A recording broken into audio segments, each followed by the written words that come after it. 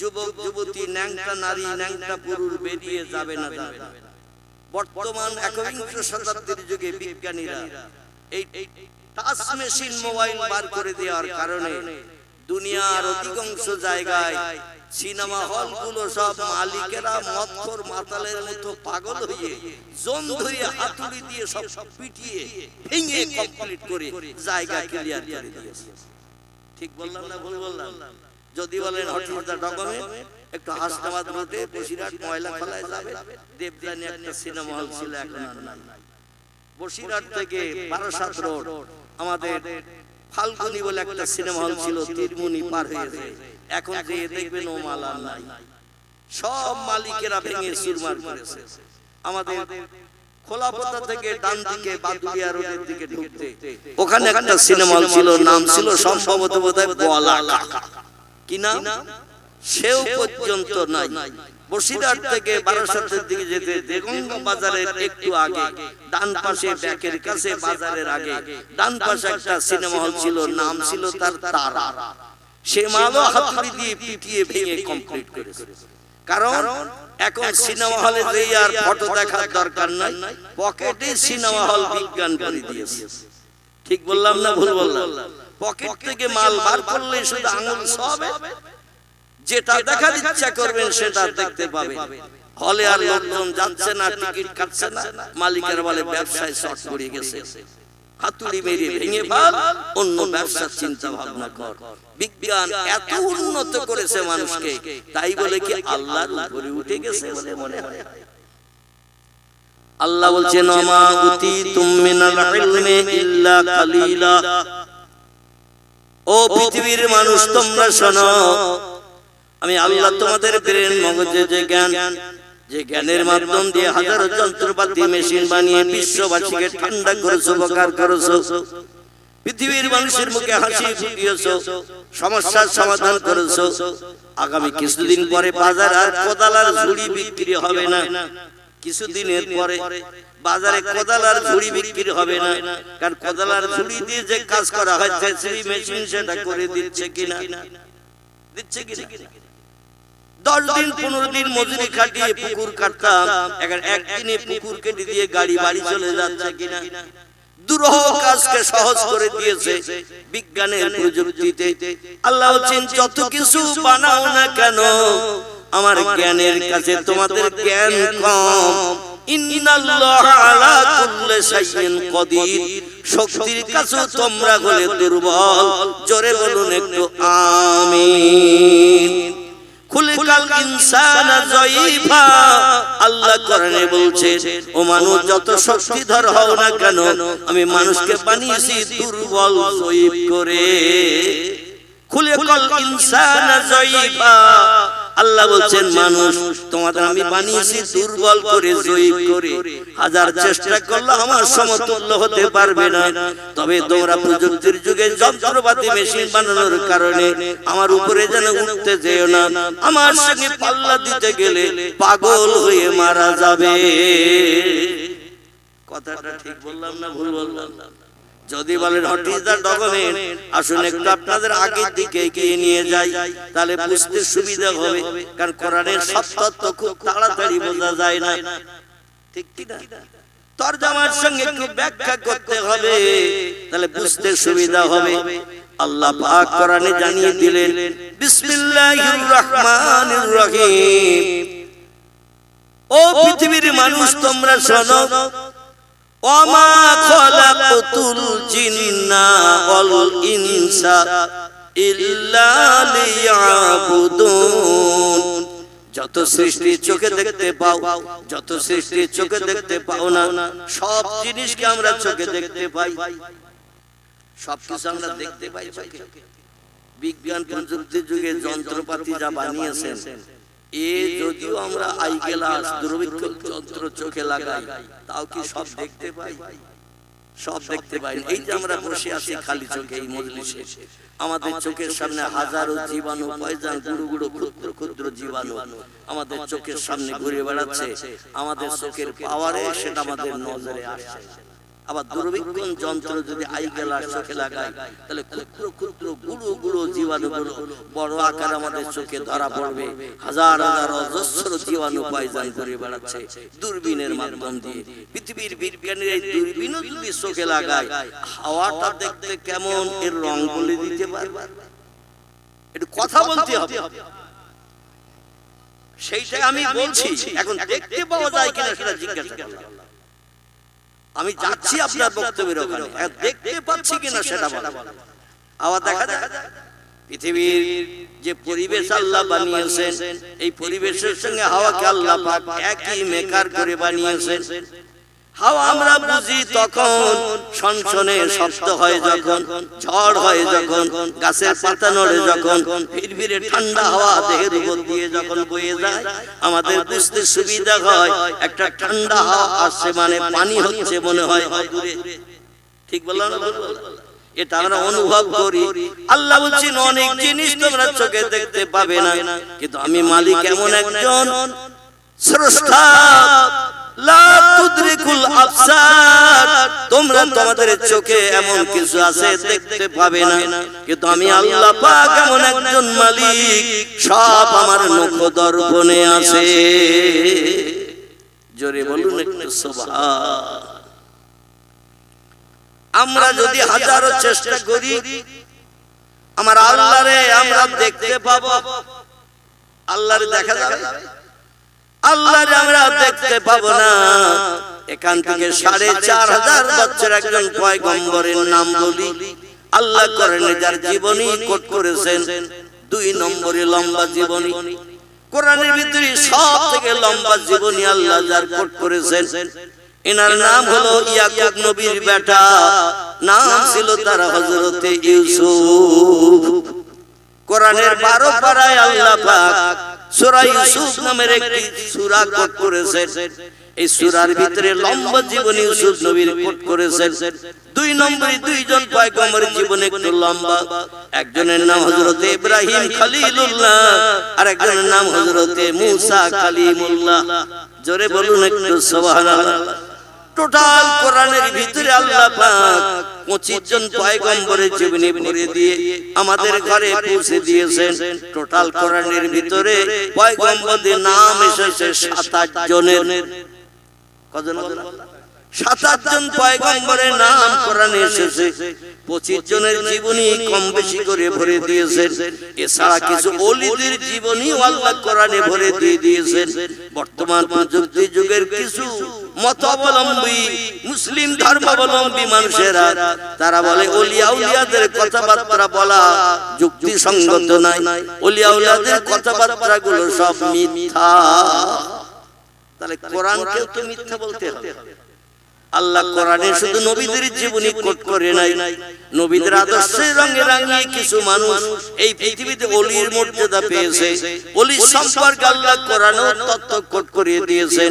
আমি নবীদের নাম কটা বলি, ওলিদের জীবনী কেন শুনতে হবে, তার জীবনী কেন আমল করতে হবে। উলিল আমরি মিনকুম, তোমাদের ভিতরে উচ্চ মর্যাদা সম্পন্ন ব্যক্তিত্ব যারা পৃথিবীতে এসেছিল তাদের জীবনী ফলো করো। আতিউল্লাহ, আমি আল্লাহ আমার ইতাআত করো, অনুসরণ করো। ওয়া আতিউর রাসূল, আমার পয়গম্বরের জীবন আদর্শ তোমাদের জীবনের সঙ্গে প্রতিফলিত করো।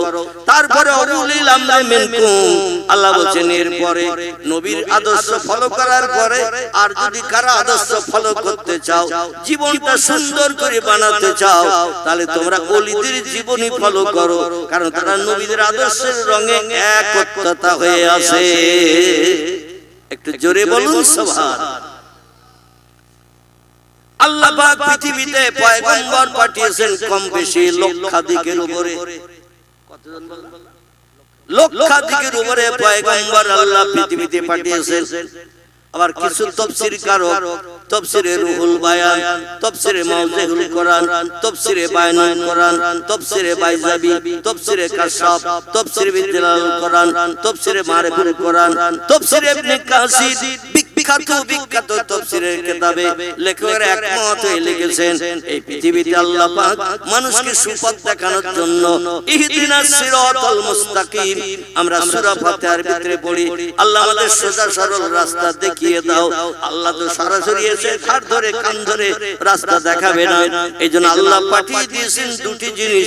একটা হলো তার পবিত্র বাণী, লাউহে মাহফুজের সংরক্ষিত মিষ্টি মধুর সত্য বাণী, সত্য কথা, যার নাম হলো আল কোরআন। দুই নম্বর আল্লাহ পৃথিবীতে পাঠিয়ে দিয়েছেন অগণিত পয়গম্বর, যাদের সংখ্যা লক্ষাধিকের উপরে। কিছু বর্ণনাকারীরা বলেছেন পৃথিবীতে মানুষকে সুপথ দেখানোর জন্য, সৎ আদর্শে আদর্শিত হওয়ার জন্য, কোনটা ভালো কোনটা মন্দ এটা যাচাই করে চলার জন্য আল্লাহ পাক 1 লক্ষ মোতাবেক 2,24,000 পয়গম্বর পৃথিবীতে পাঠিয়েছিলেন। পয়গম্বরদের চরিত্র ভালো না খারাপ? পয়গম্বরদের চরিত্র এক কথায় দুধে ধোয়া বললো কোনো অত্যুক্তি নাই। আমার ভাইরা, আবার অনেক তাফসীর কারক তাফসীরে ফি জালাল কোরআন আল্লামা কুতুব রাহমাতুল্লাহ আলাইহি বিখ্যাত কোরআনের তাফসীর লিখেছেন। তিনি তার তাফসীরের কিতাবে লিখছেন 1 লক্ষ মোতাবেক 2,24,000 পয়গম্বর না বলে অগণিত পয়গম্বর বললে কথার ভিতরে সন্দেহ থাকবে না। অগণিত পয়গম্বর, এই অগণিত পয়গম্বরদের সকলের জীবনী, সব পয়গম্বরের চরিত্র ছিল ভালো, সব পয়গম্বরের আদর্শ ছিল ভালো। এইজন্য হাসরের মাঠে সব প্রাণীর আল্লাহ পাক যখন প্রাণ ফিরিয়ে দিই সুম্মা ইহুইকুম, আল্লাহ মরণের পর আবার জিন্দা করবেন সব সৃষ্টিকে। এটা কোরআনের সূরা বাকারার তথ্য। এখন আমরা কি মরণের পরে কবরে যাওয়ার পরে আবার জিন্দা হব না ওইভাবে পিছে গলিয়ে থাকবো? কোরআন যদি বিশ্বাস করেন, কোরআনের সূরা বাকারা আল্লাহ বলছেন কাইফা তাকফুরুনা বিল্লাহি ওয়া কুনতুম আমওয়াতা। ও বান্দারা, দুনিয়ার মোহে পড়ে বিবি বাচ্চার প্রেমে আসক্ত হয়ে জায়গা জমি গাড়ি বাড়ি পেয়েছে আমারে কেমন করে ভুলে গেলে তোমরা? একটু হিসাব কষো। তোমার বাপের সঙ্গে তোমার মায়ের যখন বিয়ে হয় নাই, তুমি আব্দুল করিম কোথায় ছিলে? তোমার বাপের সঙ্গে তোমার মায়ের যখন বিয়ে হয় নাই, বিজ্ঞান ডাকো, ইঞ্জিনিয়ার ডাকো, দার্শনিক ডাকো, সাহিত্যিক ডাকো, ঐতিহাসিক ডাকো, ভৌগোলিক ডাকো, মাস্টার ডাকো, ডাক্তার ডাকো, ডেকে জিজ্ঞাসাবাদ করো এই ছেলেটার সঙ্গে এই মেয়েটার বিয়ে দেওয়া হবে, বিয়ের পরে সংসার যাপন করবে, স্বামী স্ত্রী মিলনের মাধ্যম দিয়ে কটা ছেলে আর কটা মেয়ে জন্ম নেবে। বিজ্ঞানীদের ডেকে জিজ্ঞাসা করো। বিজ্ঞানীরা 2-5 মিনিট মাথা নিচু করে চিন্তা করে বলল, চাচা বড় ব্যস্ত আছি, শ্বশুর বাড়ি যাচ্ছি, সামনের বুধবার দিন বাড়ি আসলে তথ্যটা শুনো। বিজ্ঞান, ইঞ্জিনিয়ার, দার্শনিক, ডাক্তার, মাস্টার, ঐতিহাসিক, সাহিত্যিক সবার কাছে যদি জিজ্ঞাসা করে এই ছেলেটার সঙ্গে মেয়েটার বিয়ে দেওয়া হবে, বিয়ের পরে সংসার যাপন করবে, কটা ছেলে আর কটা মেয়ে জন্ম নেবে, একটু অ্যাডভান্স তথ্যটা দাও। ও এক কথায় বলবে ব্যস্ত আছি চাচা, শ্বশুর বাড়ি যাচ্ছি, বুধবার দিন বাড়ি আসলে তথ্য শুনো। এখন ওই বিজ্ঞান, ওই দার্শনিক, ওই ইঞ্জিনিয়ার সামনের বুধবারে বাড়ি আসবে না শ্বশুর বাড়ি ঘর জামাই রয়ে যাবে? শ্বশুর বাড়ি ও ঘর জামাই রয়ে যাবে। আব্দুল করিম চাচার ভয়ার বাড়ি ফিরবে না, কারণ বাড়ি গেলেই চাচা রাস্তায় দেখলেই বলবে তুমি শ্বশুর বাড়ি থেকে যখন বাড়ি এসেছো ব্যস্ত ছিলে সেদিন, আজকে তত্ত্বটা একটু দিয়ে যাও, দুশ্চিন্তা মুক্ত হই। এই উত্তর কি বিজ্ঞানীরা দিতে পারবে? যে উত্তর মানুষের নাই সে উত্তর আছে কার? একটু জোরে বলেন। আমরা যেটা চোখে দেখতে পাই না সেটা সবার আগে দেখতে পাই কে? আমরা যে কথাটা কানে শুনতে পাই না সবার আগে সে কথাটা শুনতে পাই কে? আমরা যে কাজটা তাড়াতাড়ি করতে পারি না সবার আগে সেই কাজটা করতে পারেন কে? তিনি হলেন মহান স্রষ্টা রব্বুল আলামিন আল্লাহ সুবহানাহু ওয়া তাআলা। তিনি বলেন ইন্নাল্লাহা আলা কুল্লি শাইইন কাদির, আমার শক্তি হলো সব শক্তির ঊর্ধ্বে। শুধু তাই নয়, কুল্লু নাফসিন যায়কাতুল মাউত, প্রত্যেকটি প্রাণীর মরণের আশ্বাস চাকানো হবে। বাঘ, ভাল্লুক, হাতি, সিংহ, গন্ডার, ইঁদুর, কুকুর, বিড়াল, সাপ, বিচ্ছু, ব্যাঙ, মাছি, মশা, পিপিলিকা, কীট পতঙ্গ, জীব জন্তু, যা কিছু চোখে দেখা যায়, যা কিছু চোখে দেখতে পাই না, সব সৃষ্টির প্রাণ নাশ হবে। মরণের স্বাদ আল্লাহ চাখিয়ে দেবেন। আল্লাহ কি মরবেন নাকি? আল্লাহু লা ইলাহা ইল্লা হুয়াল হাইয়ুল কাইয়্যুম লা তাখুযুহু সিনাতুন ওয়ালা নাউম। একটু গলা ছেড়ে বলুন আল্লাহু আকবার। এই আয়াতগুলো লিপিবদ্ধ করা হয়েছে, একে বলা হয় আয়াতুল কুরসি, কোরআনের সবথেকে মর্যাদাবান আয়াত। এই আয়াত যারা পাঠ করে আল্লাহ খুশিতে এত বাগবাগ হয়ে যায়। আল্লাহ শক্তি, ক্ষমতা, পাওয়ার সম্পর্কে এই আয়াতুল কুরসির ভিতরে তত্ত্ব পরিবেশন করা আছে। বান্দা এটাকে যারা পড়ে এবং সে মতো আমল করে, আল্লাহ তাদের জান্নাতের অধিবাসী হিসাবে কবুল করে নেন দুনিয়ায় বেঁচে থাকতে। জোরে বলুন একটু সুবহান। এখানে আল্লাহ বলেন, আমি সেই মহান প্রভু তোমাদের, লা ইলাহা ইল্লা হুয়াল হাইয়ুল কাইয়্যুম, আমি ছাড়ার কোন প্রভু তোমাদের নাই, কেবল আমি তোমাদের স্রষ্টা, আমি তোমাদের মালিক। আমি আল্লাহ পাক এমন স্রষ্টা, আমি হাইয়ুম, আমি জিন্দা আছি এবং কাইয়ুম, অতীতও জিন্দা থাকবো। লা তাখুযুহু সিনাতু ওয়ালা নাওম, আমার কোনদিন ঘুম লাগে না, ইচ্ছা করু কোনদিন ঘুমাই না। আমি আল্লাহ পাক চিরস্থায়ী, চিরঞ্জীবী, তোমাদের মতো ঘুম আমার নাই। আমি তোমাদের মতো খাই না, তোমাদের মতো পেশাব করি না, তোমাদের মতো পায়খানা করি না, তোমাদের মতো ঘুমাই না। রোগ বেমারি হলে ডাক্তার দেখাতে যাই না, ডাক্তার দেখে প্রেসক্রিপশন নিয়ে ওষুধের দোকানে যে আমরা মেডিসিন নিয়ে বাড়ি চলে আসি না। আমার জীবনে রোগ বেমারি হয় না। অতীতে ছিলাম যেমন, বর্তমানে আছি তেমন, ভবিষ্যতেও থাকবো তেমন। আমার কোনো পরিবর্তন নাই, নাই, নাই। জোরে বলুন একটু সুবহান। সেই আল্লাহ বলেন, হুয়াল্লাযী খালাকা লাকুম মা ফিল আরদি জামিআ। ও মানুষ, তোমরা কারা? আমার কোরআনে তোমাদের সম্পর্কে তথ্য কোট করেছে সূরা ৩ এর ভিতরে। কিসের ভিতরে? আচ্ছা, আমি কোরআন শরীফের আয়াত পড়ছি, তরজমা অনুবাদ করছি, আপনাদের অসুবিধা হচ্ছে না? যদি বলেন হুজুর অসুবিধা হচ্ছে, তাহলে আমি কিসসা কাহিনী শুরু করে দেব। কোরআনের কিসসা কাহিনী আছে। 25 জন জীবনী, পয়গম্বরের জীবনী আল্লাহ কোরআনে বর্ণনা করেছেন। কিছু ওলিদের জীবনী বর্ণনা করেছেন। অতীতকালের কিছু ঘটনার কথা আল্লাহ কোরআনে উল্লেখ করেছেন।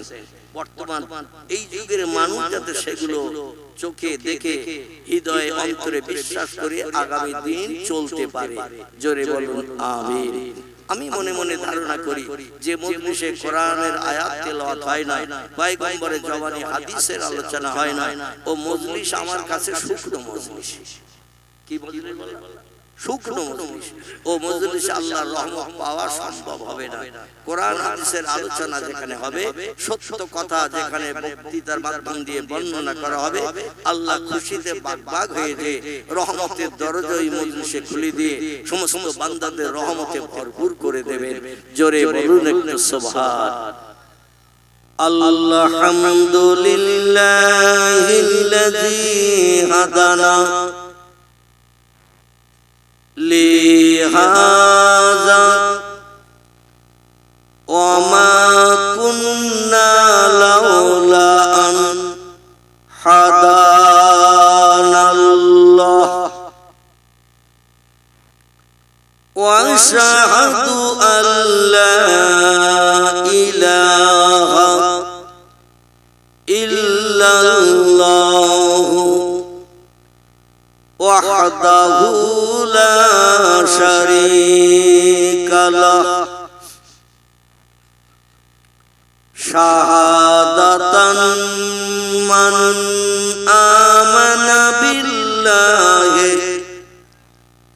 ওয়া কাফারা বিজিবতি ওয়াত তাগুত وأشهد أن سيدنا ونبينا وحبيبنا وشفيعنا وسندنا ومولانا محمدا صلى الله عليه وسلم عبده ورسوله نبي المكارم الأخلاق الموصوف وبالكمال الأوصاف المنعوت فقد قال الله تعالى في كلامه المجيد وفي الفرقانه الحميد أعوذ بالله من الشيطان الرجيم بسم الله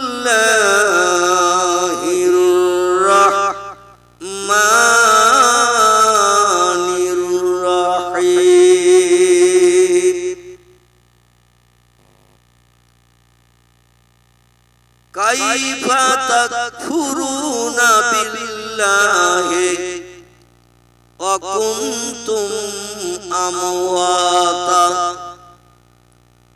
فأحياكم ثم يميتكم ثم يحييكم ثم إليه ترجعون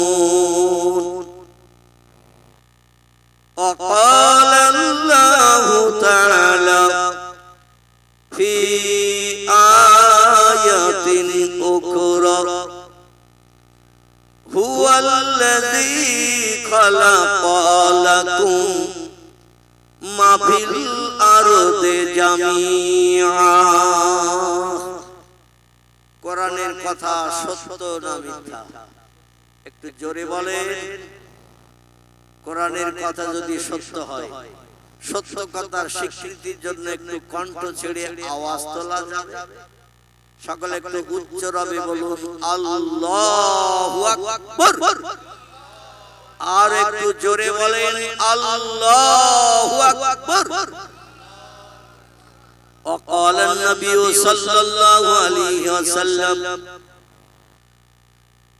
إن الله لا ينظر إلى صوركم وأموالكم ولكن ينظر إلى قلوبكم وأعمالكم رواه مسلم وقال النبي صلى الله عليه وسلم من كان لله كان الله له كما قال عليه الصلاة والسلام নবীর জবানে হাদিস সত্য না মিথ্যা আল্লাহর কোরআন যদি সত্য হয় নবীর জবানে আরবি ভাষায় যাকে বলা হয় হাদিস শরীফ ইংরেজিতে তারে বলা হয় দা সেইন্টস অফ মুহাম্মদ সাল্লাল্লাহু আলাইহি ওয়াসাল্লাম বাংলা ভাষায় তাকে বলা হয় নবীজির বাণী নবীজির কথামালা নবীজির কাজকর্ম নবীজির খাওয়া দাওয়া নবীজির ওঠা বসা আখলাক চরিত্রকে আরবি ভাষায় বলা হয় হাদিস শরীফ জোরে বলুন একটু সুবহানাল্লাহ শরীয়তে কিছু মুহাক্কিক বিজ্ঞ পণ্ডিতগণ মুহাদ্দিসগণ বিশ্ব নবীর জবানি মোবারক মেমোরিতে জমা করে রেখেছিল অতীতকালে বর্তমান ১বিংশ শতাব্দীর যুগে আমাদের আর মেমোরিতে জমা করার দরকার হয় না পুস্তক আলগা করলেই আমরা দেখতে পাই কথাটা ঠিক বললাম না বলবো আগের যুগে হাদিস নবীজি যখন বর্ণনা করতেন ১৪৫০ বছর আগে মসজিদে নববীতে ফজরের নামাজ অন্তে জোহরের নামাজ অন্তে আসরের নামাজ অন্তে যখন যেদিন যেমন সময় পেতেন পয়গম্বর ডাইনে বামে সালাম ফিরিয়ে নামাজ শেষ করে সাহাবীদেরকে পাথরের মেম্বারে একটু উঁচু জায়গায় এই এরকম বসতেন।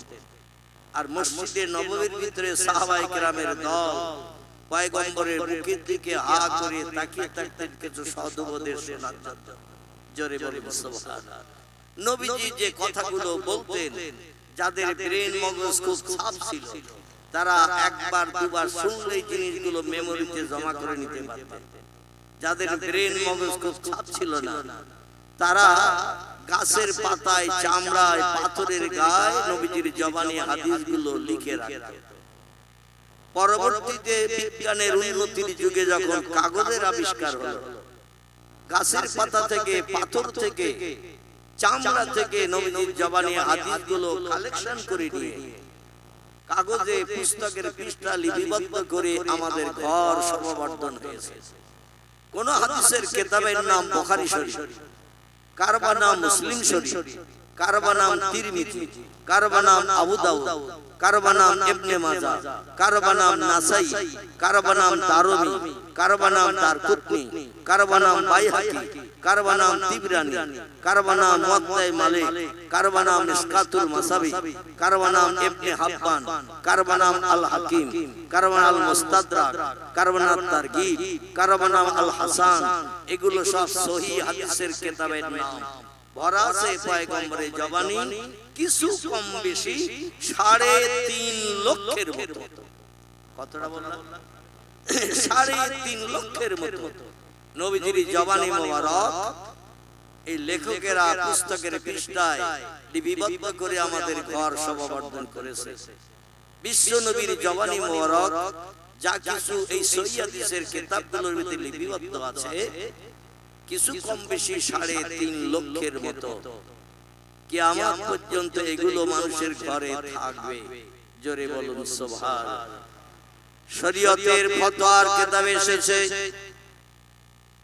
কার বা নাম ফতোয়ার কিতাব হেদায়া, কার বা নাম ফতোয়া দুররে মুহতার, কার বা নাম ফতোয়া কাজী খান, কার বা নাম ফতোয়া মুহিত, কার বা নাম ফতোয়া জামে সাগীর, কার বা নাম ফতোয়া শামী, কার বা নাম মারাকিউল খালা। বিখ্যাত বিখ্যাত ফতোয়ার কিতাবে লেখকেরা একমত লিপিবদ্ধ করেছে। আল্লাহর পাক কালাম কোরআনের একটা তথ্য যদি কোনো ব্যক্তি বিশ্বাস করতে আপত্তি দর্শায়, বর্তমান 21শ শতাব্দীর যুগে কেউ যদি মেনে নিতে না চায়, বাদ দাও তো 1500 বছর আগের পুরানো ধর্মগ্রন্থ কোরআন। কালের করাল গতিতে সব ধর্মগ্রন্থ মানুষের কাছে পূর্ণ হয়ে গেছে। কোরআনও সেই রকম মুসলমানদের ধর্মগ্রন্থ পুরানো হয়ে গেছে। বর্তমান প্রযুক্তি যুগের বিজ্ঞানীরাই হলো উন্নত। তারা ক্যালকুলেটর মেশিন দিয়েছে, কম্পিউটার মেশিন দিয়েছে, রিমোট কন্ট্রোল দিয়েছে, স্যাটেলাইট দিয়েছে, ইন্টারনেট দিয়েছে, উপগ্রহ দিয়েছে, চন্দ্রযান দিয়েছে, পাতাল রেল দিয়েছে, রেডিও দিয়েছে, ভিডিও দিয়েছে, ভিসিআর দিয়েছে, কোল্ড স্টোর দিয়েছে, হিমঘর দিয়েছে, ফ্রিজ দিয়েছে, আবার একটা ছোট মেশিন পকেটে ভরে দিয়ে তাম বিশ্বকে বিজ্ঞানীরা ঠান্ডা করে দিয়েছে। কথাটা ঠিক বললাম না ভুল বললাম? অধিকাংশ ব্যক্তির পকেটে মেশিন আছে না? আমার পকেটেও একটা আছে ছোট মার্কা, তবে আপনাদের অনেকের পকেট আছে একটু বড় মার্কা, যাতে মনের মানুষের ফটো একটু টাচ করলেই দেখতে পাওয়া যায়। টাচ বোঝেন তো নাকি? একটু যদি আঙুল ছোঁয়ালে প্রথম বেরিয়ে যাবে যেটি, সেটা হলো কপালে টিপ বলা, ঠোঁটে লিপস্টিক বলা, চোখে আই পালিশ বলা, অন্তত 7খানা কি 9খানা দাঁত, লাল ঠোঁটের ভিতর দিয়ে ফিক ফিক করে মুচকি হাসি দিয়ে কলিজার গরম দূর করার জন্য মনের মানুষকে প্রথম হাসি দিয়ে ঠান্ডা করবে। আপনাদের এলাকায় কারো কাছে বড় মোবাইল নাই, আমার মতো ছোট আছে, কিন্তু অন্য যেখানে যায় সেখানে সবাই বলে হুজুর আমাদের কাছে সব বড় বড় মাল আছে, ছোট নাই। আমি ব্যবহার করি একটা ছোট, অতীত কাল থেকে দেখতে চাইলেও দেখানো যাবে। এই হলো আমার মোবাইল। আমি অতীত থেকে বর্তমান এই মোবাইলই ব্যবহার করি শুধু মানুষের সঙ্গে একটু কথা বলার জন্য। এছাড়া কোনো ফটো দেখার চিন্তা ভাবনা আমার মনের ভিতরেও নাই, ইচ্ছা করেও দেখিও না। কারণ পয়গম্বর তিরমিজি আবু দাউদ শরীফের হাদিসে জানিয়েছেন, যে ঘরে কোনো জীবজন্তুর ফটো ক্যালেন্ডারে ঝুলিয়ে রাখা হয়, টানিয়ে রাখা হয়, বাঘ, ভাল্লুক, হাতি, সিংহ, গন্ডার, মানুষ, জীবজন্তু, গরু, ছাগল, হাঁস, মুরগি, পশু যার ফটো টানিয়ে রাখা হয়, ওই ঘরে আল্লাহর রহমতের ফেরেশতা ঢোকে না। আর যে ঘরে রহমতের ফেরেশতা ঢোকে না, ও ঘরে বান্দার কোনো ইবাদত আল্লাহ কবুল করেন না। জোরে বলুন একটু নাউজুবিল্লাহ। তার টেলিভিশন রাখলে বোধহয় কোনো অসুবিধা হয় না। ওরে একটু রিমোটে সুইচ টিপলেই সঙ্গে সঙ্গে যুবক যুবতী, ন্যাংটা নারী, ন্যাংটা পুরুষ বেরিয়ে যাবে না যাবে না। বর্তমান একবিংশ শতাব্দীর যুগে বিজ্ঞানীরা এই টাচ মেশিন মোবাইল বার করে দেওয়ার কারণে দুনিয়ার অধিকাংশ জায়গায় সিনেমা হলগুলো সব মালিকেরা মদখোর মাতালের মতো পাগল হয়ে জোন ধরে হাতুড়ি দিয়ে সব পিটিয়ে ভেঙে কমপ্লিট করে জায়গা ক্লিয়ার করে দিয়েছে। ঠিক বললাম না ভুল বললাম? যদি বলেন হঠাৎ ডকুমেন্ট একটু হাসনাবাদ রোডে বসিরহাট ময়লা খোলায় যাবে, দেবদানি একটা সিনেমা হল ছিল, এখন আর নাই। বসিরহাট থেকে বারাসাত রোড আমাদের ফাল্গুনি বলে একটা সিনেমা হল ছিল, তিরমুনি পার হয়েছে, এখন যে দেখবেন ও মাল আর নাই। সব মালিকেরা ভেঙে চুরমার করেছে। আমাদের খোলাপথা থেকে ডান দিকে বাদুলিয়া রোডের দিকে ঢুকতে ওখানে একটা সিনেমা হল ছিল, নাম ছিল সম্ভবত বোধহয় বলা, কি নাম সেও পর্যন্ত নাই। বসিরহাট থেকে বারাসাতের দিকে যেতে দেগঙ্গা বাজারের একটু আগে ডান পাশে ব্যাকের কাছে বাজারের আগে ডান পাশে একটা সিনেমা হল ছিল, নাম ছিল তার তারা। সে মালও হাতুড়ি দিয়ে পিটিয়ে ভেঙে কমপ্লিট করেছে। কারণ এখন সিনেমা হলে যেই আর ফটো দেখার দরকার নাই, পকেটে সিনেমা হল বিজ্ঞান করে দিয়েছে। ঠিক বললাম না ভুল বললাম? পকেট থেকে মাল বার করলে শুধু আঙুল সবে, যেটা দেখার ইচ্ছা করবেন সেটা দেখতে পাবেন। হলে আর লোকজন যাচ্ছে না, টিকিট কাটছে না, মালিকের বলে ব্যবসায় শর্ট পড়ে গেছে, হাতুড়ি মেরে ভেঙে ফেল, অন্য ব্যবসার চিন্তা ভাবনা কর। বিজ্ঞান এত উন্নত করেছে মানুষকে, তাই বলে কি আল্লাহর উপরে উঠে গেছে বলে মনে হয়? আল্লাহ বলছেন ওমা উতিতুম মিনাল ইলমি ইল্লা কালিলা। ও পৃথিবীর মানুষ তোমরা শোনো, আমি আল্লাহ তোমাদের ব্রেন মগজে যে জ্ঞান, যে জ্ঞানের মাধ্যম দিয়ে হাজারো যন্ত্রপাতি মেশিন বানিয়ে বিশ্ববাসীকে ঠান্ডা করেছো, উপকার করেছো, পৃথিবীর মানুষের মুখে হাসি ফুটিয়েছো, সমস্যার সমাধান করেছো। আগামী কিছুদিন পরে বাজার আর কোদাল আর ঝুড়ি বিক্রি হবে না। কিছুদিনের পরে বাজারে কোদাল আর ঝুড়ি বিক্রি হবে না, কারণ কোদাল আর ঝুড়ি দিয়ে যে কাজ করা হয় সেই মেশিন সেটা করে দিচ্ছে কিনা, দিচ্ছে কিনা? 10 দিন 15 দিন মজুরি খাটিয়ে পুকুর কাটতাম, এখন একদিনে পুকুর কেটে দিয়ে গাড়ি বাড়ি চলে যাচ্ছে কিনা? দুরূহ কাজকে সহজ করে দিয়েছে বিজ্ঞানের প্রযুক্তিতে। আল্লাহ বলেন যত কিছু বানাও না কেন, আমার জ্ঞানের কাছে তোমাদের জ্ঞান কম। ইন্নাল্লাহা আলা কুল্লি শাইইন কাদির, শক্তির কাছে তোমরা হলে দুর্বল। জোরে বলুন একটু আমিন। খুলিকাল ইনসানা যায়ীফা, আল্লাহ কোরআনে বলছে ও মানুষ যত শক্তিধর হও না কেন, আমি মানুষকে বানিয়েছি দুর্বল যায়ীফ করে। খুলিকাল ইনসানা যায়ীফা, আল্লাহ বলছেন মানুষ তোমাদের আমি বানিয়েছি দুর্বল করে, যায়ীফ করে। হাজার চেষ্টা করলে আমার সমতুল্য হতে পারবে না। তবে তোমরা প্রযুক্তির যুগে যন্ত্রপাতি মেশিন বানানোর কারণে আমার উপরে যেন উঠতে যেও না, আমার সঙ্গে পাল্লা দিতে গেলে পাগল হয়ে মারা যাবে। কথাটা ঠিক বললাম না ভুল বললাম? যদি বলেন হোয়াট ইজ দ্য ডকুমেন্ট, আসুন একটু আপনাদের আগের দিকে এগিয়ে নিয়ে যাই, তাহলে বুঝতে সুবিধা হবে। কারণ কোরআনের সব তথ্য খুব তাড়াতাড়ি বোঝা যায় না, ঠিক কি না? তরজমার সঙ্গে একটু ব্যাখ্যা করতে হবে, তাহলে বুঝতে সুবিধা হবে। আল্লাহ পাক কোরআনে জানিয়ে দিলেন বিসমিল্লাহির রহমানির রহিম। ও পৃথিবীর মানুষ তোমরা শোনো, ওমা খলাকতুল জিন্না ওয়াল ইনসা ইল্লা লিয়াবুদুন। যত সৃষ্টি চোখে দেখতে পাও, যত সৃষ্টি চোখে দেখতে পাও না, সব জিনিসকে আমরা চোখে দেখতে পাই। সবকিছু আমরা দেখতে পাই চোখে। বিজ্ঞান প্রযুক্তির যুগে যন্ত্রপাতি যা বানিয়েছেন, এ যদিও আমরা আই গ্লাস দূরবীক্ষণ যন্ত্র চোখে লাগাই, তাও কি সব দেখতে পাই? সব দেখতে পাই। এই যে আমরা বসে আছি খালি চোখে এই মজলিসে, আমাদের চোখের সামনে হাজারো জীবাণু, পয়জন, গুঁড়ো গুঁড়ো ক্ষুদ্র ক্ষুদ্র জীবাণু আমাদের চোখের সামনে ঘুরে বেড়াচ্ছে। আমাদের চোখের পাওয়ারে সেটা আমাদের নজরে আসছে। আবার দূরবীক্ষণ যন্ত্র যদি আই গ্লাস চোখে লাগাই, তাহলে ক্ষুদ্র ক্ষুদ্র গুঁড়ো গুঁড়ো জীবাণুগুলো বড় আকার আমাদের চোখে ধরা পড়বে। হাজার হাজার অজস্র জীবাণু পয়জন ঘুরে বেড়াচ্ছে দূরবীনের মাধ্যম দিয়ে। পৃথিবীর বিজ্ঞানীরা এই দূরবীন যদি চোখে লাগায়, হাওয়াটা দেখতে কেমন, এর রং বলে দিতে পারবে? একটু কথা বলতে হবে, সেইটাই আমি বলছি। এখন দেখতে পাওয়া যায় কিনা সেটা জিজ্ঞাসা করলাম। আমি যাচ্ছি আপনার বক্তব্যের ওখানে, দেখতে পাচ্ছি কিনা সেটা বলেন। আবার দেখা যায় পৃথিবীর যে পরিবেশ আল্লাহ বানিয়েছেন, এই পরিবেশের সঙ্গে হাওয়াকে আল্লাহ পাক একই মেকার করে বানিয়েছেন।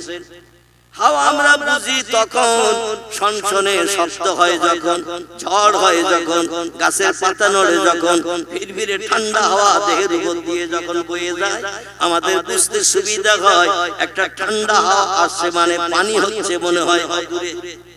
ঠিক বললাম না? এটা আমরা অনুভব করি। আল্লাহ বলছেন অনেক জিনিস তোমরা চোখে দেখতে পাবে না, কিন্তু আমি মালিক এমন একজন স্রষ্টা, লা তুদরিকুল আবসার, তোমরা তোমাদের চোখে এমন কিছু আছে দেখতে পাবে না, কিন্তু আমি আল্লাহ পাক এমন একজন মালিক, সব আমার নখদর্পণে আছে। জোরে বলুন একটু সুবহান।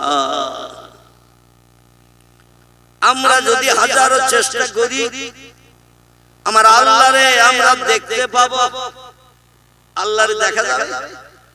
আল্লাহরে আমরা দেখতে পাবো না। এখান থেকে ৪৫০০ বছর একজন পয়গম্বরের নাম বলি। আল্লাহ কোরআনে যার জীবনী কোট করেছেন, ২ নম্বরে লম্বা জীবনী। কোরআনের ভিতরে সব থেকে লম্বা জীবনী আল্লাহ যার কোট করেছেন, এনার নাম হলো ইয়াকুব নবীর বেটা, নাম ছিল তার হযরতে ইউসুফ। কোরআনের ১২ পারায় আল্লাহ পাক সূরা ইউসুফ নামের একটি সূরা কোট করেছেন। এই সূরার ভিতরে লম্বা জীবনী ইউসুফ নবীর কোট করেছেন। ২ নম্বরে ২ জন পয়গম্বরের জীবন একটু লম্বা। একজনের নাম হযরতে ইব্রাহিম খলিলুল্লাহ, আর একজনের নাম হযরতে মূসা কালিমুল্লাহ। জোরে বলুন একটু সুবহানাল্লাহ। টোটাল কোরআনের ভিতরে আল্লাহ পাক 25 জন পয়গম্বরের জীবনী ভরে দিয়ে আমাদের ঘরে পৌঁছে দিয়েছেন। টোটাল কোরআনের ভিতরে পয়গম্বরদের নাম এসেছে 27 জনের। কজন? 27 জন পয়গম্বরের নাম কোরআনে এসেছে। 25 জনের জীবনী কম বেশি করে ভরে দিয়েছেন। এছাড়া কিছু ওলিদের জীবনী আল্লাহ কোরআনে ভরে দিয়ে দিয়েছেন। বর্তমান প্রযুক্তি যুগের কিছু মতাবলম্বী মুসলিম ধর্মাবলম্বী মানুষেরা তারা বলে ওলিয়া উলিয়াদের কথাবার্তা বলা যুক্তিসঙ্গত নাই, ওলিয়া উলিয়াদের কথাবার্তা গুলো সব মিথ্যা। তাহলে কোরআনকেও তো মিথ্যা বলতে হবে। আল্লাহ কোরআনে শুধু নবীদের জীবনী কোট করে নাই, নবীদের আদর্শের রঙে রাঙিয়ে কিছু মানুষ এই পৃথিবীতে ওলির মর্যাদা পেয়েছে। ওলি সম্পর্কে আল্লাহ কোরআনে তত্ত্ব কোট করে দিয়েছেন। আমি নবীদের নাম কটা বলি, ওলিদের জীবনী কেন শুনতে হবে, তার জীবনী কেন আমল করতে হবে। উলিল আমরি মিনকুম, তোমাদের ভিতরে উচ্চ মর্যাদা সম্পন্ন ব্যক্তিত্ব যারা পৃথিবীতে এসেছিল তাদের জীবনী ফলো করো। আতিউল্লাহ, আমি আল্লাহ আমার ইতাআত করো, অনুসরণ করো।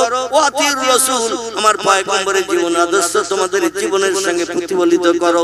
তারপরে উলিল আমরি মিনকুম, আল্লাহ বলেন এরপরে নবীর আদর্শ ফলো করার পরে আর যদি কারো আদর্শ ফলো করতে চাও, জীবনটা সুন্দর করে বানাতে চাও, তাহলে তোমরা ওলিদের জীবনী ফলো করো, কারণ তারা নবীদের আদর্শের রঙে একতা হয়ে আছে। একটু জোরে বলুন সুবহান। আল্লাহ পাক পৃথিবীতে পয়গম্বর পাঠিয়েছেন কম বেশি লক্ষাধিকের উপরে। কতজন বললেন? লক্ষাধিকের উপরে পয়গম্বর আল্লাহ পৃথিবীতে পাঠিয়েছেন। আবার কিছু তাফসীরকারক তাফসীরে রুহুল বায়ান, তাফসীরে মাওজিহুল কোরআন, তাফসীরে বায়ানুল কোরআন, তাফসীরে বাইজাবি, তাফসীরে কাশফ, তাফসীরে বিদলাল কোরআন, তাফসীরে মারিফুল কোরআন, তাফসীরে ইবনে কাসির বিখ্যাত তাফসীরের কিতাবে লেখকেরা একমত হয়ে লিখেছেন এই পৃথিবীতে আল্লাহ পাক মানুষকে সুপথ দেখানোর জন্য ইহদিনাস সিরাতাল মুস্তাকিম আমরা সূরা ফাতিহার ভিতরে পড়ি, আল্লাহ আমাদের সোজা সরল রাস্তা দেখিয়ে দাও। আল্লাহ তো সরাসরি এসে ঘাট ধরে কান ধরে রাস্তা দেখাবে না, এইজন্য আল্লাহ পাঠিয়ে দিয়েছেন দুটি জিনিস। একটা হলো তার পবিত্র বাণী, লাউহে মাহফুজের সংরক্ষিত মিষ্টি মধুর সত্য বাণী, সত্য কথা, যার নাম হলো আল কোরআন। দুই নম্বর আল্লাহ পৃথিবীতে পাঠিয়ে দিয়েছেন অগণিত পয়গম্বর, যাদের সংখ্যা লক্ষাধিকের উপরে। কিছু বর্ণনাকারীরা বলেছেন পৃথিবীতে মানুষকে সুপথ দেখানোর জন্য, সৎ আদর্শে আদর্শিত হওয়ার জন্য, কোনটা ভালো কোনটা মন্দ এটা যাচাই করে চলার জন্য আল্লাহ পাক 1 লক্ষ মোতাবেক 2,24,000 পয়গম্বর পৃথিবীতে পাঠিয়েছিলেন। পয়গম্বরদের চরিত্র ভালো না খারাপ? পয়গম্বরদের চরিত্র এক কথায় দুধে ধোয়া বললো কোনো অত্যুক্তি নাই। আমার ভাইরা, আবার অনেক তাফসীরকারক তাফসীরে বিদলাল কোরআন, আল্লামা কুতুব রাহমাতুল্লাহ আলাইহি বিখ্যাত কোরআনের তাফসীর লিখেছেন। তিনি তার তাফসীরের কিতাবে লিখছেন 1 লক্ষ মোতাবেক 2,24,000 পয়গম্বর না বলে অগণিত পয়গম্বর বললে কথার ভিতরে সন্দেহ থাকবে না। অগণিত পয়গম্বর, এই অগণিত পয়গম্বরদের সকলের জীবনী, সব পয়গম্বরের চরিত্র ছিল ভালো, সব পয়গম্বরের আদর্শ ছিল ভালো। এইজন্য হাসরের মাঠে সব প্রাণীর আল্লাহ পাক যখন প্রাণ ফিরিয়ে দিয়ে সুম্মা ইহয়িকুম, আল্লাহ মরণের পর আবার জিন্দা করবেন সব সৃষ্টিকে। এটা কোরআনের সূরা বাকারার তত্ত্ব। এখন আমরা কি মরণের পরে কবরে যাওয়ার পরে আবার জিন্দা হব না ওইভাবে পুষে গলিয়ে থাকবো? কোরআন যদি বিশ্বাস করেন, কোরআনের সূরা বাকারা আল্লাহ বলছেন কাইফা তাকফুরুনা বিল্লাহি ওয়া কুনতুম আমওয়াতা। ও বান্দারা, দুনিয়ার মোহে পড়ে বিবি বাচ্চার প্রেমে আসক্ত হয়ে জায়গা জমি গাড়ি বাড়ি পেয়েছে আমারে কেমন করে ভুলে গেলে তোমরা? একটু হিসাব কষো, তোমার বাপের সঙ্গে তোমার মায়ের যখন বিয়ে হয় নাই তুমি আব্দুল করিম কোথায় ছিলে? তোমার বাপের সঙ্গে তোমার মায়ের যখন বিয়ে হয় নাই, বিজ্ঞান ডাকো, ইঞ্জিনিয়ার ডাকো, দার্শনিক ডাকো, সাহিত্যিক ডাকো, ঐতিহাসিক ডাকো, ভৌগোলিক ডাকো, মাস্টার ডাকো, ডাক্তার ডাকো, ডেকে জিজ্ঞাসাবাদ করো এই ছেলেটার সঙ্গে এই মেয়েটার বিয়ে দেওয়া হবে, বিয়ের পরে সংসার যাপন করবে, স্বামী স্ত্রী মিলনের মাধ্যম দিয়ে কটা ছেলে আর কটা মেয়ে জন্ম নেবে। বিজ্ঞানীদের ডেকে জিজ্ঞাসা করো। বিজ্ঞানীরা 2-5 মিনিট মাথা নিচু করে চিন্তা করে বলল, চাচা বড় ব্যস্ত আছি, শ্বশুর বাড়ি যাচ্ছি, সামনের বুধবার দিন বাড়ি আসলে তথ্যটা শুনো। বিজ্ঞান, ইঞ্জিনিয়ার, দার্শনিক, ডাক্তার, মাস্টার, ঐতিহাসিক, সাহিত্যিক সবার কাছে যদি জিজ্ঞাসা করে এই ছেলেটার সঙ্গে মেয়েটার বিয়ে দেওয়া হবে, বিয়ের পরে সংসার যাপন করবে, কটা ছেলে আর কটা মেয়ে জন্ম নেবে, একটু অ্যাডভান্স তথ্যটা দাও। ও এক কথায় বলবে ব্যস্ত আছি চাচা, শ্বশুর বাড়ি যাচ্ছি, বুধবার দিন বাড়ি আসলে তথ্য শুনো। এখন ওই বিজ্ঞান, ওই দার্শনিক, ওই ইঞ্জিনিয়ার সামনের বুধবারে বাড়ি আসবে না শ্বশুর বাড়ি ঘর জামাই রয়ে যাবে? শ্বশুর বাড়ি ও ঘর জামাই রয়ে যাবে। আব্দুল করিম চাচার ভয়ার বাড়ি ফিরবে না, কারণ বাড়ি গেলেই চাচা রাস্তায় দেখলেই বলবে তুমি শ্বশুর বাড়ি থেকে যখন বাড়ি এসেছো ব্যস্ত ছিলে সেদিন, আজকে তত্ত্বটা একটু দিয়ে যাও, দুশ্চিন্তা মুক্ত হই। এই উত্তর কি বিজ্ঞানীরা দিতে পারবে? যে উত্তর মানুষের নাই সে উত্তর আছে কার? একটু জোরে বলেন। আমরা যেটা চোখে দেখতে পাই না সেটা সবার আগে দেখতে পাই কে? আমরা যে কথাটা কানে শুনতে পাই না সবার আগে সে কথাটা শুনতে পাই কে? আমরা যে কাজটা তাড়াতাড়ি করতে পারি না সবার আগে সেই কাজটা করতে পারেন কে? তিনি হলেন মহান স্রষ্টা রব্বুল আলামিন আল্লাহ সুবহানাহু ওয়া তাআলা। তিনি বলেন ইন্নাল্লাহা আলা কুল্লি শাইইন কাদির, আমার শক্তি হলো সব শক্তির ঊর্ধ্বে।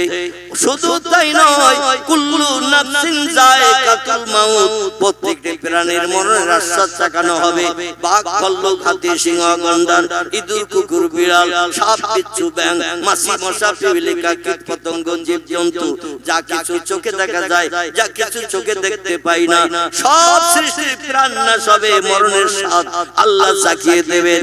আল্লাহ কি মরবেন নাকি? আল্লাহু লা ইলাহা ইল্লা হুয়াল হাইয়ুল কাইয়্যুম লা তাকুযুহু সিনাতুন ওয়ালা নাউম। একটু গলা ছেড়ে বলুন আল্লাহু আকবার। এই আয়াতগুলো লিপিবদ্ধ করা হয়েছে, একে বলা হয় আয়াতুল কুরসি, কোরআনের সবথেকে মর্যাদাবান আয়াত। এই আয়াত যারা পাঠ করে আল্লাহ খুশিতে এত বাগবাগ হয়ে যায়। আল্লাহ শক্তি, ক্ষমতা, পাওয়ার সম্পর্কে এই আয়াতুল কুরসির ভিতরে তত্ত্ব পরিবেশন করা আছে। বান্দা এটাকে যারা পড়ে এবং সে মতো আমল করে, আল্লাহ তাদের জান্নাতের অধিবাসী হিসাবে কবুল করে নেন দুনিয়ায় বেঁচে থাকতে। জোরে বলুন একটু সুবহান। এখানে আল্লাহ বলেন, আমি সেই মহান প্রভু তোমাদের, লা ইলাহা ইল্লা হুয়াল হাইয়ুল কাইয়্যুম, আমি ছাড়ার কোন প্রভু তোমাদের নাই, কেবল আমি তোমাদের স্রষ্টা, আমি তোমাদের মালিক। আমি আল্লাহ পাক এমন স্রষ্টা, আমি হাইয়ুন, আমি জিন্দা আছি এবং কাইয়ুম, অতীতও জিন্দা থাকবো। লা তাকুযুহু সিনাতু ওয়ালা নাওম, আমার কোনদিন ঘুম লাগে না, ইচ্ছা করু কোনদিন ঘুমাই না। আমি আল্লাহ পাক চিরস্থায়ী, চিরঞ্জীবী, তোমাদের মতো ঘুম আমার নাই। আমি তোমাদের মতো খাই না, তোমাদের মতো পেশাব করি না, তোমাদের মতো পায়খানা করি না, তোমাদের মতো ঘুমাই না। রোগ বেমারি হলে ডাক্তার দেখাতে যাই না, ডাক্তার দেখে প্রেসক্রিপশন নিয়ে ওষুধের দোকানে যাই, আমরা মেডিসিন নিয়ে বাড়ি চলে আসি না। আমার জীবনে রোগ বেমারি হয় না। অতীতে ছিলাম যেমন, বর্তমানে আছি তেমন, ভবিষ্যতেও থাকবো তেমন। আমার কোনো পরিবর্তন নাই, নাই, নাই।